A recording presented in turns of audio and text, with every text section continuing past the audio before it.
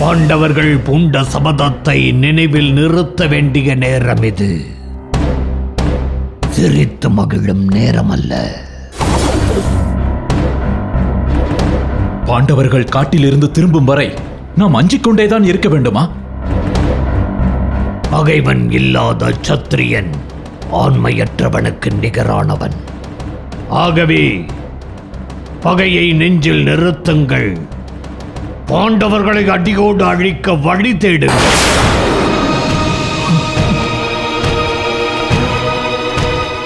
பாண்டவர்கள் வனவாசத்தை முடித்துக் கொண்டு நாடு திரும்பக்கூடாது. காட்டிலே பிறந்தவர்கள் காட்டிலேயே மடிய வேண்டும். அவர்களின் கதையை காட்டிலேயே முடித்துவிட வேண்டும்.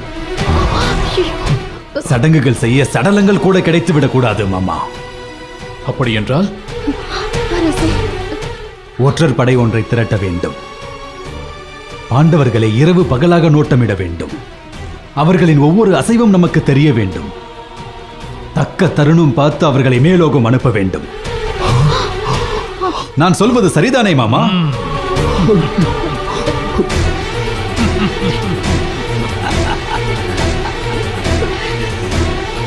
இப்போதுதான் நீ என்னுடைய மருமகன். சபாஷ். இப்போதே அனுப்பி வைக்கிறேன் மாமா. துச்சாதனா, ஒற்றர் படை தலைவன் வீரசேனனின் தலைமையில் இப்போதே ஒரு படையை அனுப்பு. இப்போதே அண்ணா.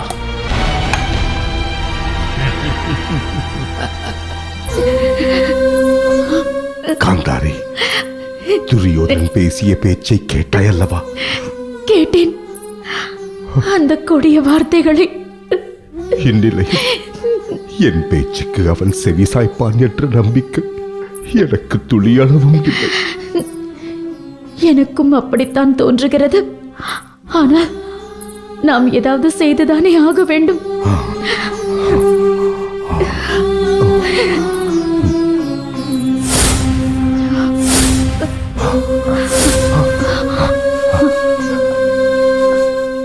என் தந்தை வியாசர் பெருமான் பேச்சை துரியோதனன் நிச்சயம் கேட்பான் இல்லையா? வியாசர் மேல் துரியோதனனுக்கும் மரியாதை உண்டு. ஆனால் அவர் பேச்சை செவிமடுப்பான் என்பது கடைசி ஆயுதமாக அதை முயற்சி செய்து பார்க்கலாம். வியாசரை வரச் சொல்லி ஓலை அனுப்புவோம்.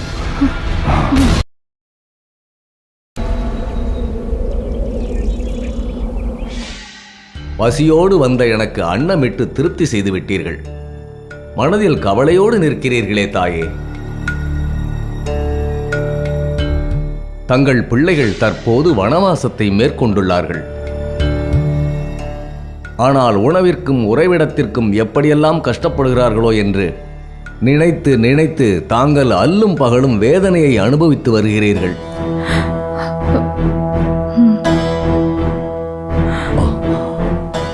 அம்மா, உங்கள் வேதனை தேவையற்றது. மகரிஷி தௌமிய முனிவரின் வழிகாட்டுதலின்படி தங்கள் பிள்ளைகள் உணவு, உடை, உறைவிடம் என்று ஒரு குறையுமில்லாமல் வனவாசத்தை கழித்து வருகிறார்கள். நீங்கள் சொல்வது உண்மையா? வாய்மை என்ற என் நாவில் வேறொன்றும் வராது தாயே. அதுவும் பிள்ளைகள் விஷயத்தில் பெற்ற தாயிடம் பொய்யுரைப்பேனா? நீங்கள் சொல்வதில் எனக்கு நம்பிக்கை இருக்கிறது சுவாமி. அப்படி என்றால் தாங்கள் யார்? நானா?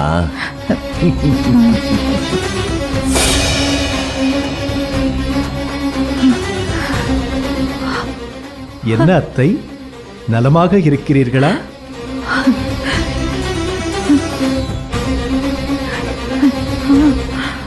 உங்கள் பிள்ளைகள் வனவாசத்தை வெற்றிகரமாக முடித்துவிட்டு திரும்புவார்கள். அவர்களை பற்றிய கவலை விடுத்து நீங்கள் சந்தோஷமாக இருக்க வேண்டும். அவர்களுக்கு துணையாக எப்போதும் நான் இருப்பேன்.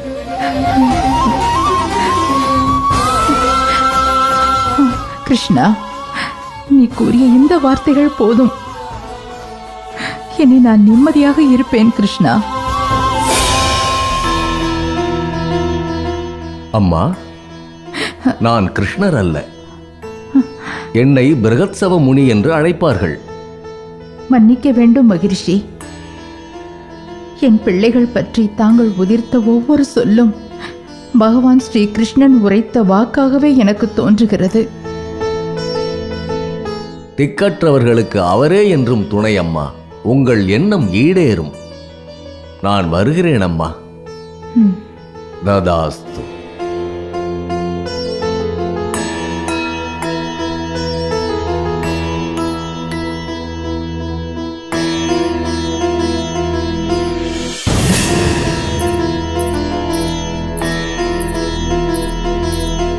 சொல்லுங்கள் அம்மா.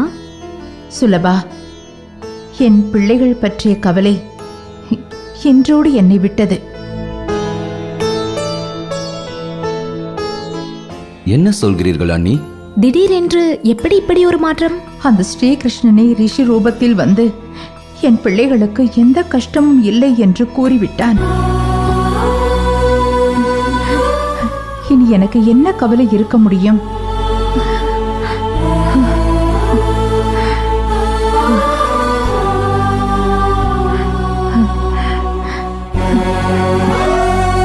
பசிக்கிறது சுலபா, எனக்கு அன்னமிடு. சுலபா, அண்ணியை அழைத்துச் செல்.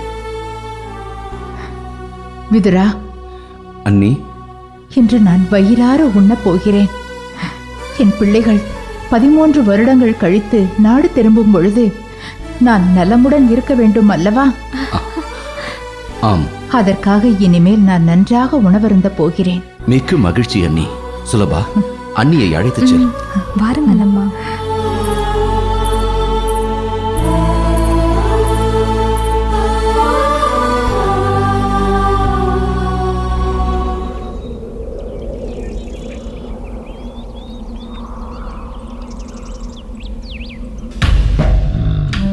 மாமா, உங்களுடைய திட்டங்கள் எல்லாம் நன்றாக தான் இருக்கிறது. ஆனால் பலன்கள் ஒன்றும் சொல்லும்படி இல்லையே. பாண்டவர்களை காட்டிலே கொன்றுவிடலாம் என்று என்னை சமாதானப்படுத்தினீர்கள். அப்படி ஒன்று நடக்கும் என்று எனக்கு நம்பிக்கையே இல்லை. மருமகனே, திட்டம் என்பது எனக்குள் கருவாகி நான் இடும் முட்டை. அதனை அடைகாத்து குஞ்சு பொறிக்க நிறைய பிற காரணிகள் எனக்கு சாதகமாக இருக்க வேண்டும். பொறுமையாக இரு துரியோதனா. தினாபுர இளவரசர்களுக்கு வணக்கம். வா ஒற்றனே, உனக்காகத்தான் பொறுமை இழந்த தகவல் அறிய காத்திருக்கிறோம். அரசே, முக்கியமான தகவல்களோடு நான் வந்திருக்கிறேன். பாண்டவர்களும் பாஞ்சால குமாரியும் காம்யக வனத்தில் சந்தோஷமாக வசித்து வருகிறார்கள் என்பதுதான் அந்த வருத்தமான செய்தி. ஒற்றனே, என்ன உளறுகிறாய்? பாண்டவர்கள் சந்தோஷமாக வசித்து வருகிறார்களா? காமியக வனம் வறண்ட பாறைகளும் காய்ந்த மரங்களும் உடைய பகுதிகளாயிற்றே. மாமா, என்ன உளறுகிறான்? அரசே, என்னை மன்னிக்க வேண்டும். நான் கூறுவது முற்றிலும் சத்தியம். காம்யக வனத்தில் பகற்பொழுதில் யாரும் பசியென்று மயங்க வேண்டியதில்லை. யார் சென்று உணவு கேட்டாலும் பாஞ்சாலியின் அட்சய பாத்திரத்தில் அறுசுவை உணவு வந்து கொண்டே இருக்கிறது. ஒற்றனே, நீ உத்தரவு அரசே.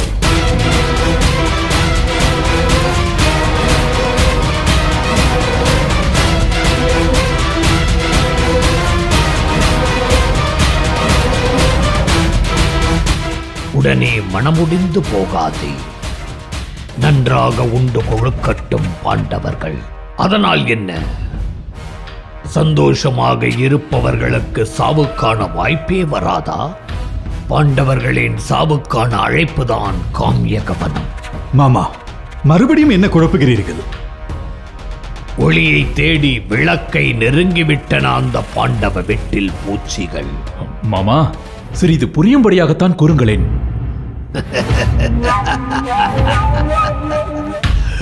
பசியும் இறையும் அருகருகே இருப்பது ஆபத்துதானே துரியோதனா.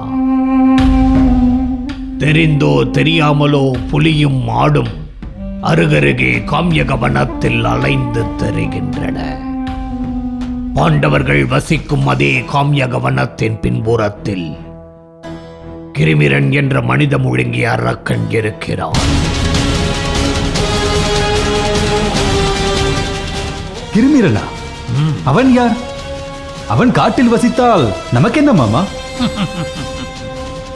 அவனது குரலே இடிமுழக்கம் போல கர்ண கொடூரமாக இருக்குமாம். ஏக சக்கர நகரத்தில் பீமசேனன் கொன்ற பகாசுரனின் தம்பிதான் இந்த கிருமிரன். அண்ணனை கொன்றவனை பழிவாங்க கடும் கோபத்தோடு காமியக வனத்தில் திரிந்து கொண்டிருக்கிறான். யமனை போன்ற கொடூர தோற்றம் உடையவன் இந்த கிருமிரன். எதிரிக்கு எதிரி நண்பன். கிருமிரனை காட்டில் சந்தித்து பீமசேனனை கொன்றால் கிருமிரனுக்கு கனகாபிஷேகம் செய்வதாக உறுதி தருவோம். அவன் கோரும் எல்லா உதவிகளையும் அவனுக்கு தருவதாக கூறுவோம். பதிலுக்கு அவன் நமக்கு உதவி புரிவான். மாமா, இதை கேட்கும் போது உங்களில் ஊஞ்சலில் வைத்து ஆட்ட வேண்டும் போல் என் மனம் பரவசம் அடைகிறது. அருமையான யோசனை. செத்தான் பீமன். சரி, கிருமிரனை யார் சந்திக்கப் போகிறீர்கள்? வேறு யார்? நானும் துச்சாதனனும் செல்கிறோம். அப்படியே ஆகட்டும் மாமா.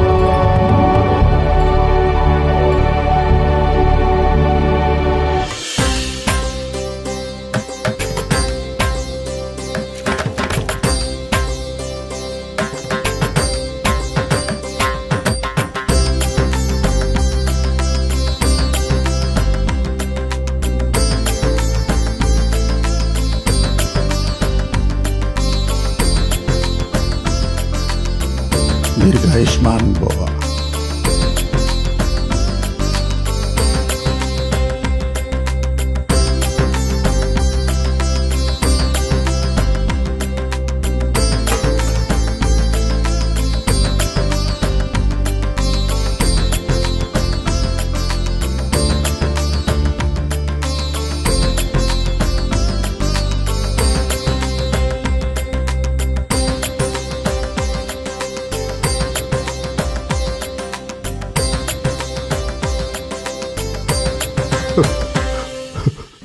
மனசாட்சியின் ஸ்தூல வடிவமே கண்ணீர். கங்கை நீரை போன்று கண்ணீரும் மாசற்றதுதான். மனதின் எண்ணத்தை கண்ணீரை விட வேறொரு சிறந்த மொழியால் பேச இயலாது. உன் கண்ணீரின் மொழியை நான் புரிந்து கொண்டேன்.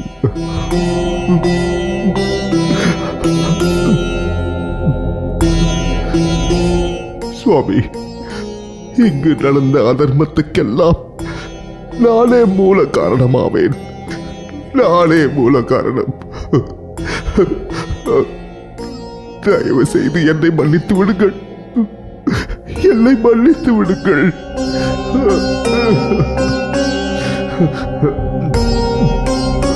திருதராஷ்டிரா, இந்த பிழையை நீ செய்யாவிட்டாலும் இதை ஆற்ற யாராவது முளைத்திருப்பர். ஏனென்றால் காலம் தன் போக்கை கடக்க வேண்டுமே. சுவாமி, நடந்த சூதாட்டத்தையும் அதன் காரணமாக பாண்டவர்களுக்கு ஏற்பட்ட துன்பத்தையும் எண்ணி வருந்துகிறேன். பிதாமகர், துரோணாச்சாரியார், விதுரன் என் மனைவி காந்தாரி என எத்தனையோ பேர் இதை அனுமதிக்க வேண்டாம் என்று தடுத்தார்கள். ஆனால் நான் தான் புத்தி பேதலித்து இந்த காரியத்தை செய்தேன். துரியோதனன் மூடன் என்பதை நான் அறிவேன். ஆனால் புத்திர பாசத்தால் அறியாமல் பிழை செய்து விட்டேன் சுவாமி. என்னை மன்னித்து விடுங்கள். தயை கூர்ந்து என்னை மன்னித்து விடுங்கள். திருதராஷ்டிரா, நீ செய்தது பிழை அல்ல. புத்திர பாசத்தை விட இந்த உலகில் உயர்ந்தது எதுவும் இல்லை. அளவற்ற செல்வம் இருந்தாலும் அது புத்திர செல்வத்துக்கு ஈடாகாது. ஒரு தந்தையாக துரியோதனன் அரசாள வேண்டும், அவன் சகல செல்வங்களோடு வாழ வேண்டும் என்று நீ எண்ணியதில் தவறில்லை. ஆனால் அதற்கு அவன் உயிரோடு இருக்க வேண்டாமா? உனக்கு 101 புத்திரர்கள் இருக்கிறார்கள். பாண்டுவின் புதல்வர்களோ 5. அவர்கள் கபடமற்றவர்கள், தர்மத்தை மீறாதவர்கள். அவர்கள் காட்டிலே கிடந்து துயருறுகிறார்கள். அவர்கள் துன்பத்தில் கிடக்க நாம் எப்படி ஜீவித்திருப்போம், நாம் எப்படி விருத்தி அடைவோம் என்று உன் மனம் கேள்வி கேட்கவில்லையா?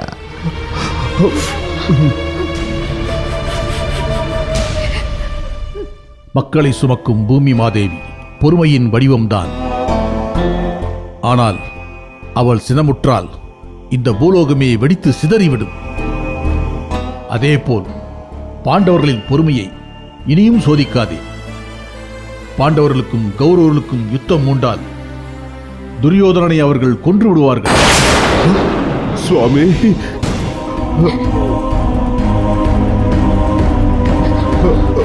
துரியோதனனை பாண்டவர்களோடு சமாதானமாக போகச் சொல். இல்லையேல் உன் பிரியத்திற்குரிய புத்திரனின் மரணத்தை தவிர்க்க முடியாது. ஐயோ சுவாமி, துரியோதனன் மூர்க்கன். அவனிடம் எத்தனையோ முறை நான் எடுத்துரைத்து விட்டேன். ஆனால் அவன் புரிந்து கொள்ள மறுக்கிறான். தாங்களே அவனிடம் எடுத்துரைக்க வேண்டும் சுவாமி. இல்லை திருதராஷ்டிரா, நான் அவனுக்கு நெருங்கிய உறவினன், தந்தை வழி தாத்தா. ஆகவே அவனிடத்தில் என் சொற்களுக்கு பலன் இருக்காது. அப்படி என்றால் யார்தான் அவனுக்கு எடுத்துரைப்பது? பிதாமகர், விதுரன், காந்தாரி, துரோணாச்சாரியார், கிருபாச்சாரியார் என அனைவரும் அவனிடம் மன்றாடி பார்த்துவிட்டோம். ஆனால் எங்கள் அத்தனை பேர் சொல்லையும் அவன் எடுத்தெறிந்து விட்டான். கவலைப்படாதே, மைத்ரேய மகரிஷி துரியோதனனுக்கு புத்தி புகட்டுவார். இவரிடம் அறிவுரை கேட்டு துர்புத்தி விடுத்து நல்வழி கண்ட அரசர்கள் ஏராளம். இவர் தர்மத்தை அன்றி வேறொன்றும் அறியாதவர். அதே நேரம் இவர் சொல்லுக்கு பங்கம் நேர்ந்தால் மைத்ரேய முனியின் கோபத்துக்கு ஆளாக நேரிடும்.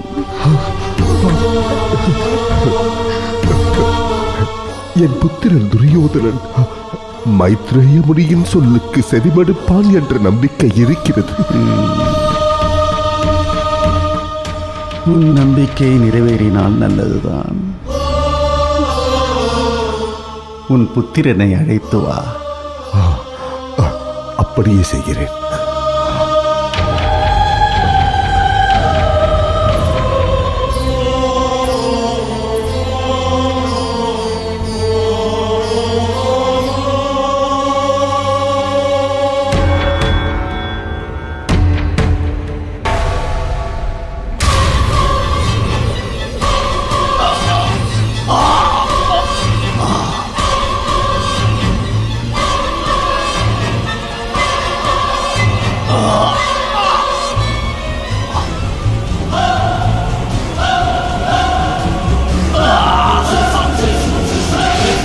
மருமகனே,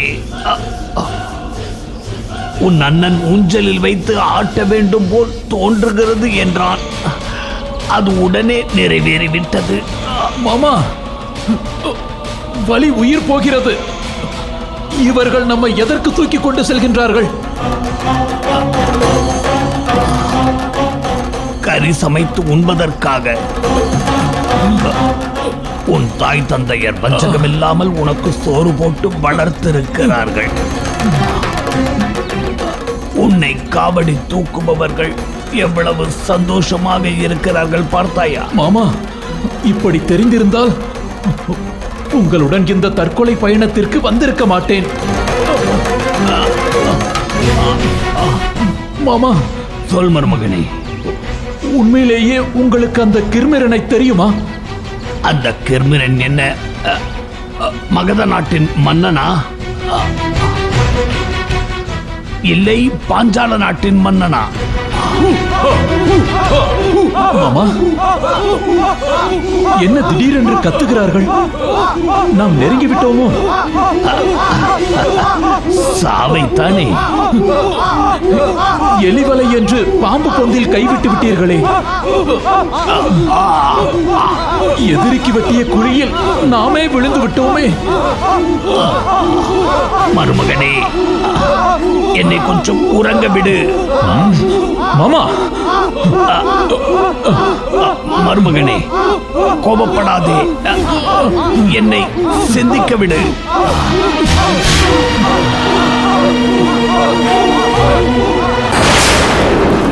ஓம் ரீம் ஜெய் மயானக்காளி. ஓம் ரீம் ஜெய் மயானக்காளி.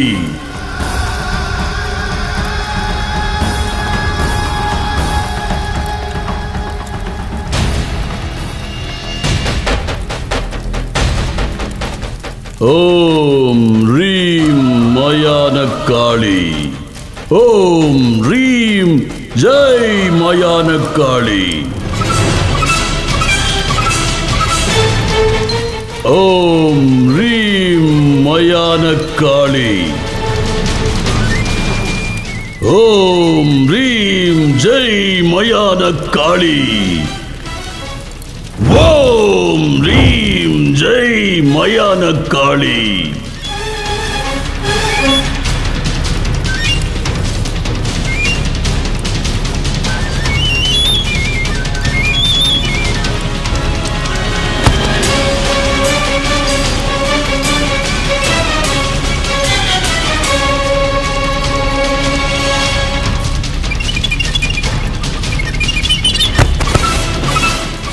அரக்க மகாதேவ், மயானக்காளியின் இன்றைய நரபலிக்கு 1க்கு 2 சர்வ லட்சணம் பொருந்திய நரன்கள் கிடைத்திருக்கிறார்கள்.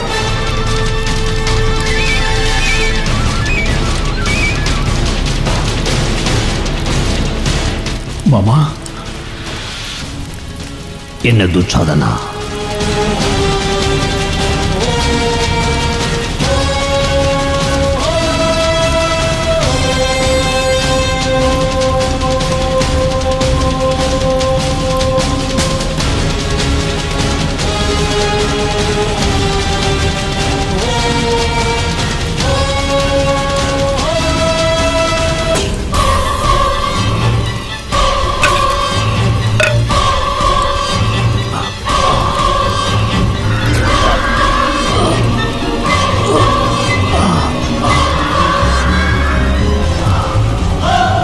யார் நீங்கள்?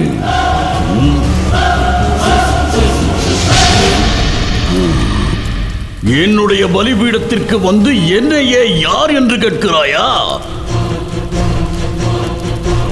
இருவரையும் சடங்காட்டு காளி முன்னே கொண்டு வந்து நிறுத்துங்கள். மாமா, மாமா, எழுத்து பாருங்கள். அவரை விடுங்கள். மாமா, மாமா, ஜெய் காளி. பொறு. வேண்டாம். சாவதற்கு முன்னால் ஒரு கோரிக்கை. என்ன கோரிக்கை?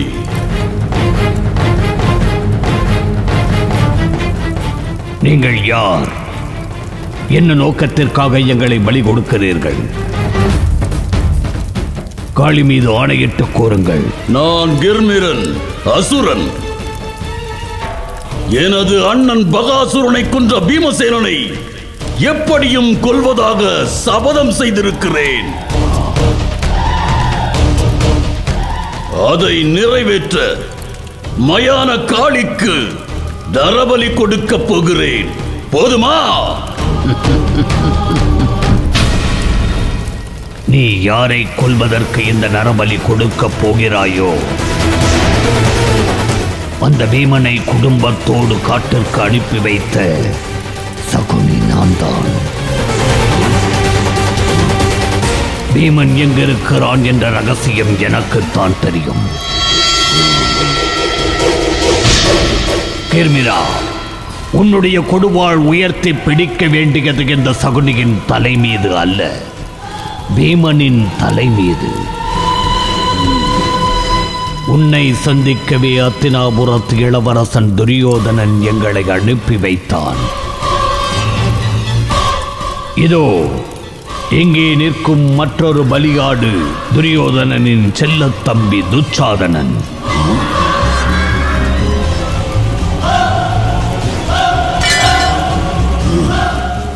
எனக்கு விவரமாக கூறுங்கள். எங்கே இருக்கிறான் என் பகைவன் பீமன்? அவனை இப்போதே நான் கொல்ல வேண்டும்.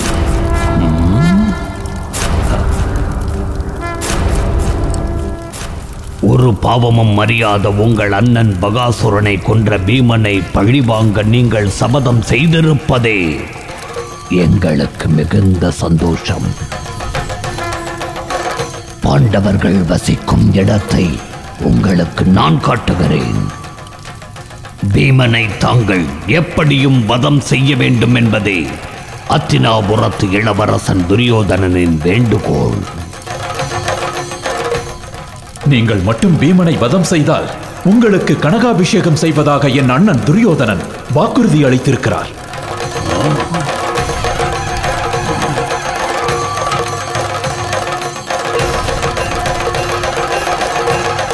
ஜெய் மயான காளி, ஜெயம் உண்டாகட்டும்.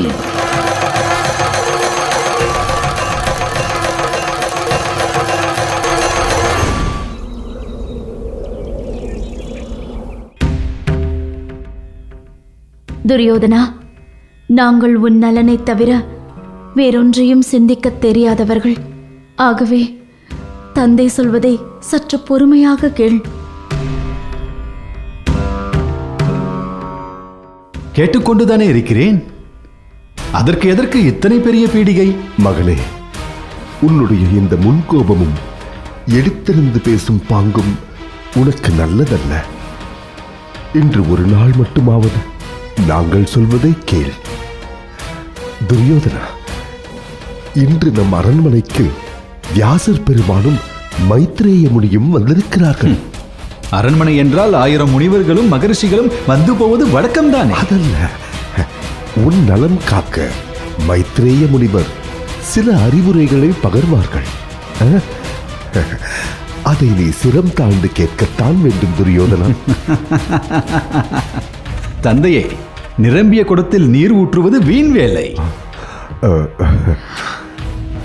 அது போன்றுதான் எனக்கு அறிவுரை கூறுவதும். அப்படி சொல்லாதே துரியோதனா. அனைத்தும் அறிந்தவர் அகிலத்தில் இல்லை.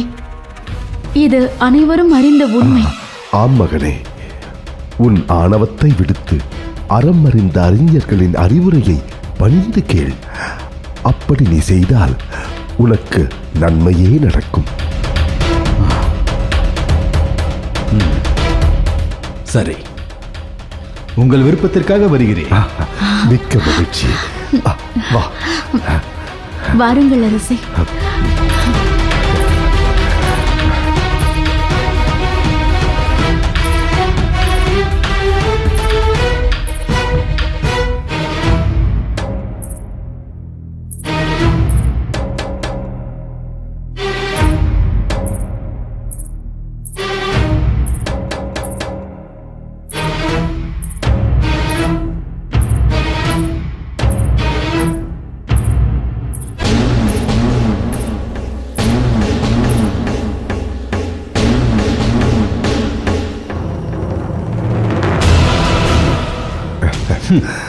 மகளே,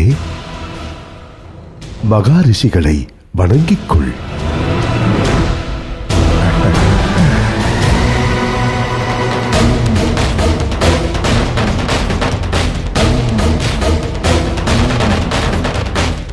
மகாமுனிகளுக்கு வணக்கம். நீ நலமோடு வாழ இறைவனை பிரார்த்திக்கிறேன். துரியோதனா, உன் எண்ணம் போல் நீ வாழ்வாயாக. அரசே, என்ன இது? பராக்கிரமம் பொருந்திய துரியோதனா, உனக்கு நன்மை பயக்கும் சொற்களை கூறுகிறேன் கேள். குரோதமும் வஞ்சகமும் பொறாமையும் மனிதனை அழித்துவிடும். தீமையான எண்ணங்களே சத்துருக்களில் முதன்மையான சத்துரு. மனதில் நிறைந்திருக்கும் சஞ்சலங்களை துறந்துவிடு. நிச்சலமாக வாழப் பழகு. சத்திரியனுக்கு குயத்தியான எண்ணங்கள் அழகல்ல. யுத்தமே சத்திரியனின் அழகிய ஆபரணம். இறைவனோடு நேருக்கு நேர் நின்று சமர் புரிந்தாலும் பாதகமில்லை. ஆனால் தந்திரத்தால் ஒருவனை வஞ்சிப்பது பாவத்திலும் பெரும் பாவம்.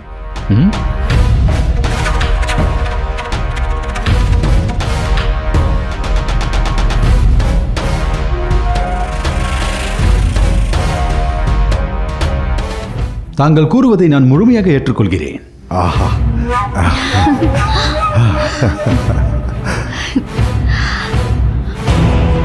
அரசே, நான் பாண்டவர்களோடு போர் புரியவே விரும்பினேன். ஆனால் தந்தையும் பிதாமகரும் போருக்கு அனுமதி மறுத்து சூதற்கு அனுமதி தந்தனர். போரோ சூதோ, வெற்றி பெற முனைவதுதானே சத்திரியனின் இயல்பு. இதில் என்ன தவறு கண்டீர்கள்? துரியோதனா, ரிஷியின் வாக்குக்கு மறுவார்த்தை பேசாதே. கூறும் நன்மைகளை கேட்டுக்கொள் மகனே. தாங்கள் கூறுங்கள் சுவாமி. வெற்றி பெற வேண்டும் என்ற உன்னுடைய எண்ணத்தை குறை கூறவில்லை துரியோதனா. சகோதரர்கள் மீது நீ கொண்ட வஞ்சத்தை துறந்து விட்டால் உனக்கு நன்மை பயக்கும், புகழும் கிடைக்கும் என்றுதான் கூறுகிறேன். என் தம்பிகள் 99 பேர் மீது அளவு கடந்த அன்பு கொண்டவன் இந்த துரியோதனன் என்று இந்த உலகிற்கே தெரியும். அதை தாங்கள் அறியாதது வருத்தமாக இருக்கிறது. துரியோதனா,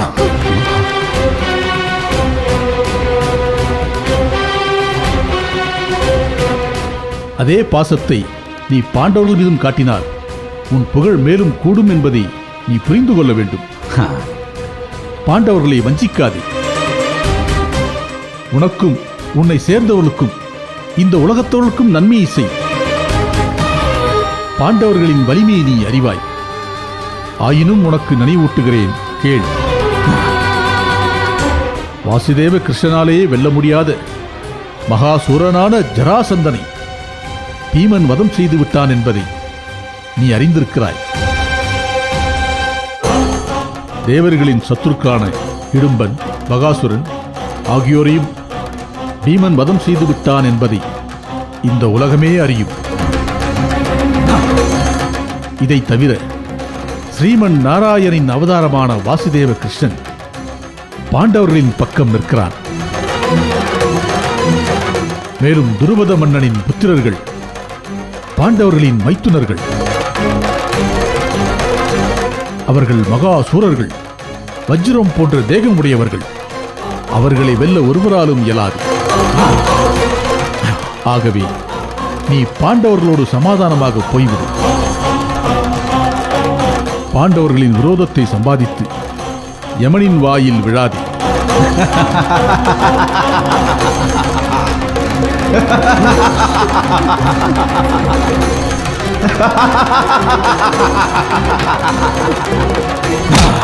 பலே பலே.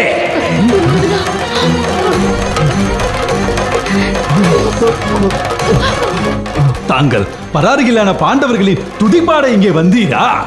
இதற்காக பாண்டவர்களிடம் என்ன பரிசு பெற்றீர்கள்? அவர்கள் உண்டு இந்த கனியா அல்லது காய்ந்து போன கிழங்கையா உடனே சொற்களை அவமதித்து என்னை ஏளனம் செய்கிறாய். கர்வத்தினால் உன் தொடையை தட்டி என் சிரத்திற்கு ஆளானாய். மகா வீரனான பீமன் தன் கதையால் உன் தொடையை பிளந்து உன்னை கொல்வதற்கு வேண்டிய யுத்தம் உண்டாகட்டும். வேண்டாம்.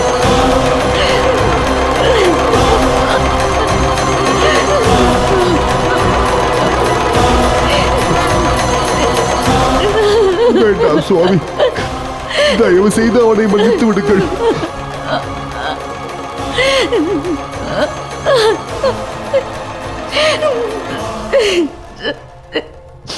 மகாமுனிவர்களே, அறியாமல் பிழை செய்து விட்டான் துரியோதனன். அவனை மன்னித்து விடுங்கள்.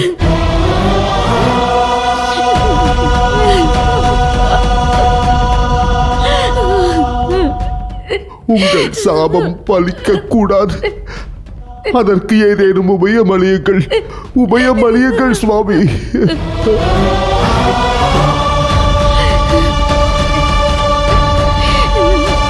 சுவாமி,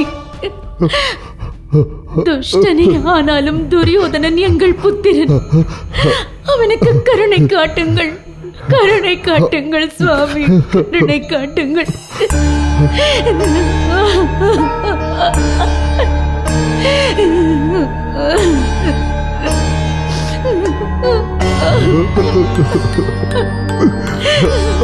திருதராஷ்டிரா, முனிவர்களின் சாபத்தை ஒருபோதும் திரும்பப் பெற இயலாது. சாபத்தை பெற்றவர் அதை அனுபவித்தே தீர வேண்டும் என்பது நியதி. ஐயோ,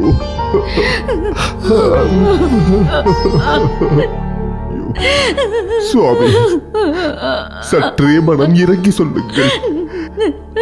இதற்கு வேறு உபாயமே இல்லையா?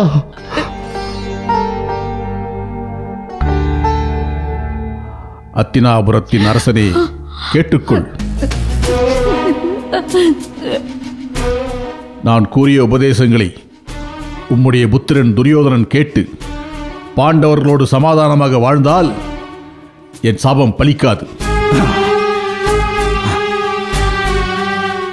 இல்லாவிட்டால் அது பலித்தே தீரும்.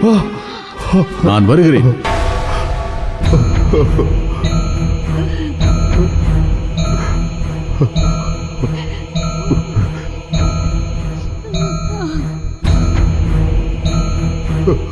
சுவாமி, இதென்ன விபரீதம்? சிக்கலை தீர்க்க உபாயம் தேடினேன்.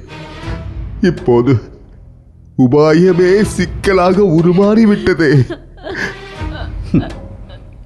நதியின் போக்கு நதியின் வழியே, விதியின் போக்கு விதியின் வழியே.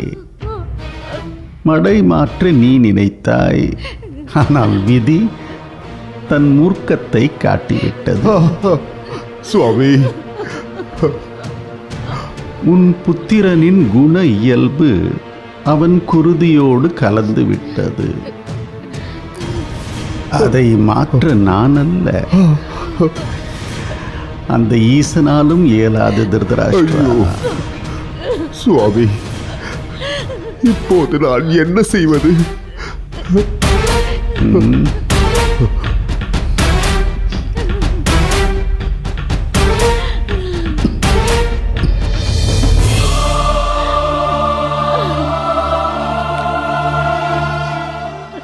எதையாவது செய்து பிரச்சனையை பெரிதாக்குவதை விட ஏதும் செய்யாமல் இருப்பதே மேல். நான் வருகிறேன்.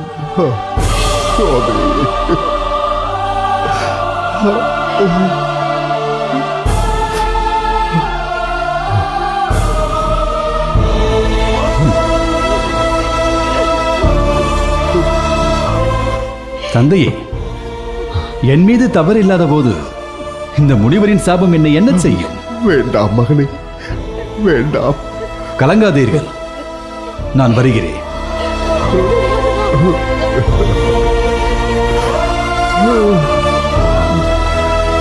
அழாதே காந்தாரி.